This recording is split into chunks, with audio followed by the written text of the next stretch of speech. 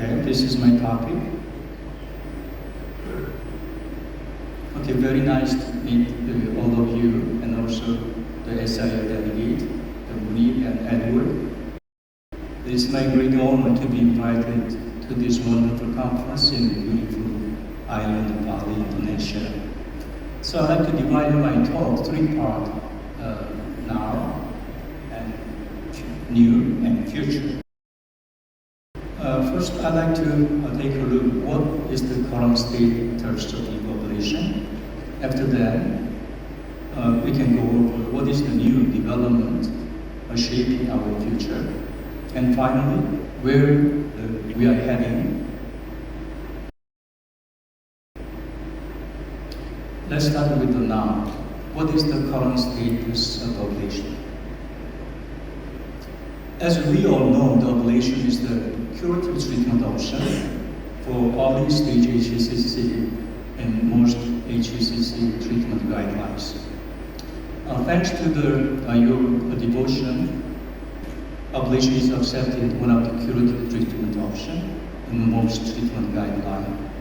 According to the one review paper by Dr. Yang Ping, almost half of papers were published from Asian countries. This is actually a source of our pride because local regional treatment began in Asia. A famous BCLC criteria, you can see the ablation has finally survived as a curative treatment option for early HCC, and also APASU and AASLD in easy guideline. Again, ablation is the best player for early stage HCC. Who knows its pros and cons? What about the energy source? There are so many tools, but at the moment, microwave ablation is the main ablation options due to better tumor control, but need more evidence for real survival benefit compared to radiofrequency ablation. That's why in Korea, still radiofrequency ablation a dominant energy source compared to microwave ablation. There are so many studies, the cohort and randomized control trial, but unfortunately, at the moment, there's no proven survival benefit compared to radiofrequency ablation. We have many tools, weapons at our disposal. Based on many literatures, the difference in survival benefit is not so much difference. That's why I think it's time to change the question from which energy is better to how to use in the right way. That's why I'd like to introduce my recent two cases. Most important factor affecting local tumor control is the tumor size, location, and conspicuity. The recently I find another first factor that is the absence of a tumor. So if the tumor are satisfied all category, usually I do single microwave ablation. If one or two category don't meet this criteria, I consider multiple radiofrequency ablation. Let me show the first case, the single ablation using microwave ablation. After fusion, the carefully try to the real central core of the tumor because tumor has an exit. So I like to call the centrifugal ablation. Just 4 minutes, no bleeding, really minimally invasive procedure. Pre, post, the ablation was quite successful. Moving on to the second case, 3 recurrent HCC with poor liver function, inconspicuous and low exit tumor. That's why I have to use multiple electrode rather than single. Could you increase volume a little bit?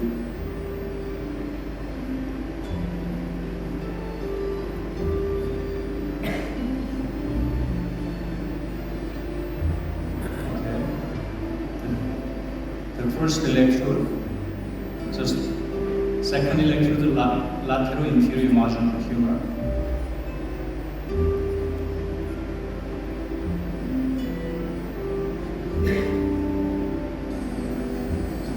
The third electrode, lateral superior margin of humor. This is actually basically no touch. We used a 17 gauge octopus needle and start ablation from the posterior plating margin and up to anterior margin, and finally lateral margin. You ablate it for 10 minutes, combine mono plus bipolar mode. So I like to call the centripetal ablation using the multiple electrode. This is more popular in Korea at the moment. So second tumor is a segmented 1.8 centimeter. Here is a little exit, but the posterior margin is a dangerous structure, so I use the 2 electrode, like chopstick technique. Okay. Again, 6 minutes plus 1 minute bipolar, combined ablation.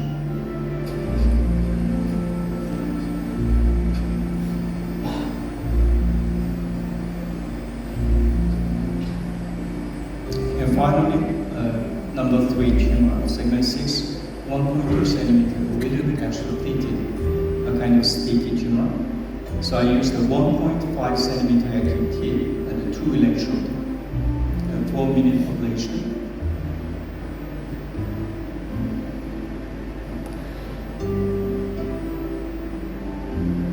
Again, we need only 3 bandage, minimally invasive.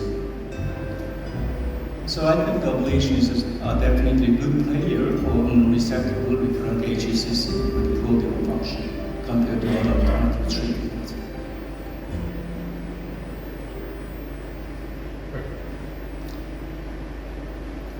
So fusion and CUS and artificial fluid are the already standard of technique in ultrasound guided ablation in Asia. So this is, I think, this is not new, already proven efficacy. Now, tumor aggressiveness is recognized one of the important factors to achieve maximum efficacy. So tailor-made approach is mandatory depending on the tumor type aggressiveness. For example, if a tumor is smaller and well-defined and microvascular invasion negative or low AVP, you can use a single ablation. But larger, ill-defined, positive microvascular invasion, we have to consider more stronger weapon, even radiation therapy. Now, what new development are emerging? Also, there are many innovative approaches that have been attempted over the years. Few have been commercialized. However, this attempt consistently point to the direction of future progress. So it is important we need to focus it.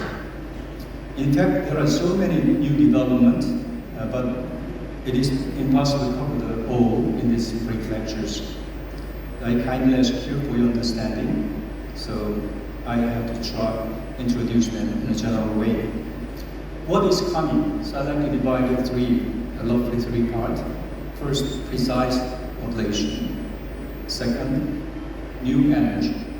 Third, immunoablation. Precise ablation is really important to achieve circumferential ablative margin.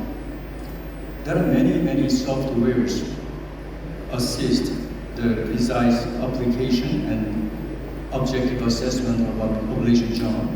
However, unfortunately, no software has not become the standard.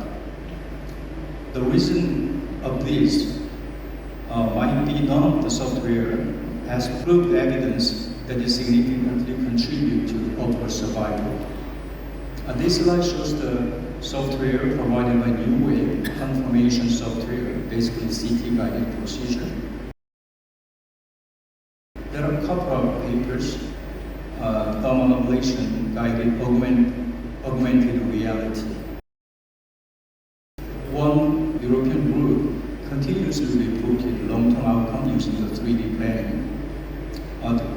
This group also performed many studies regarding tumor ablation margin using the confirmation software.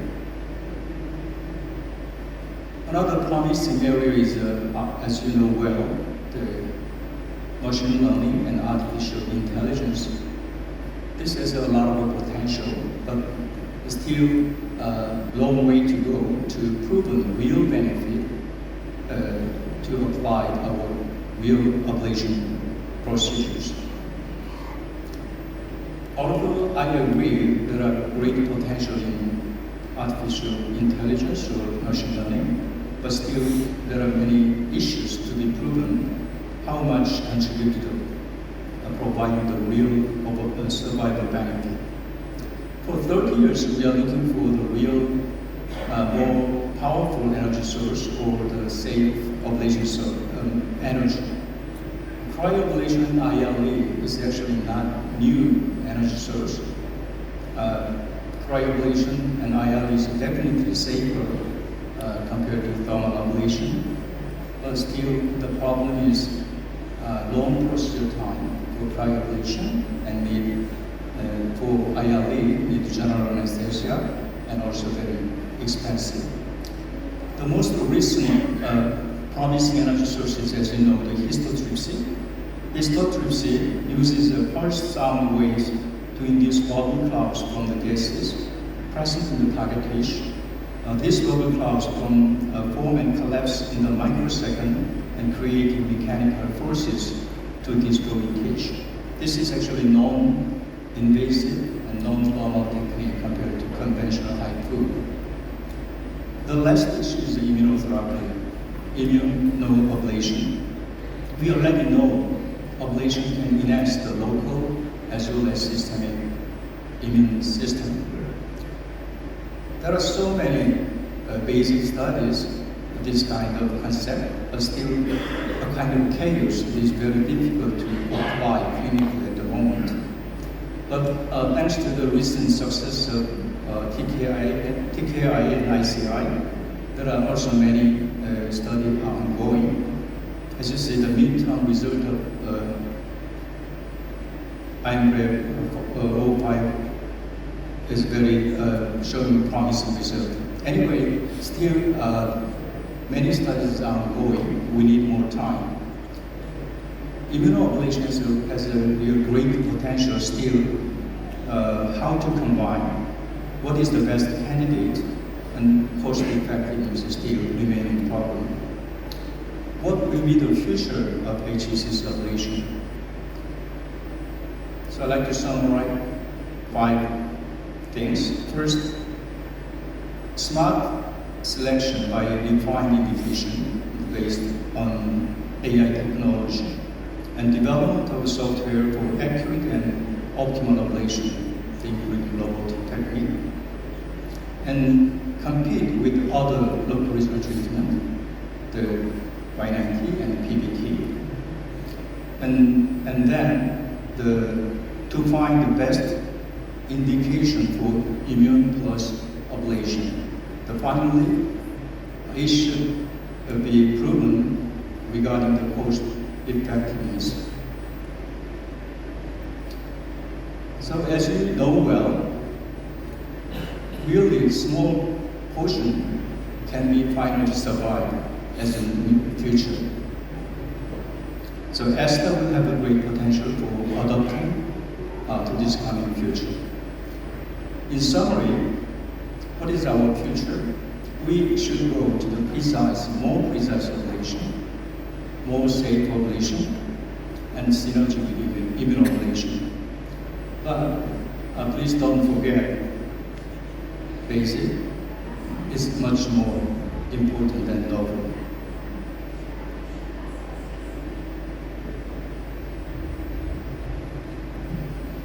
Okay, thank you for your attention.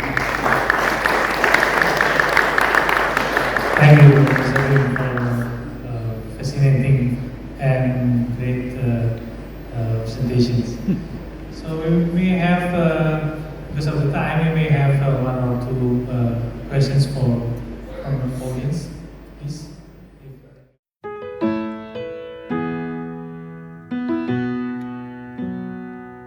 You're the wind in my sails, you're the pull of the sea, you're the wish in the well, you're my faithful belief. If the whole wide world was offered to me.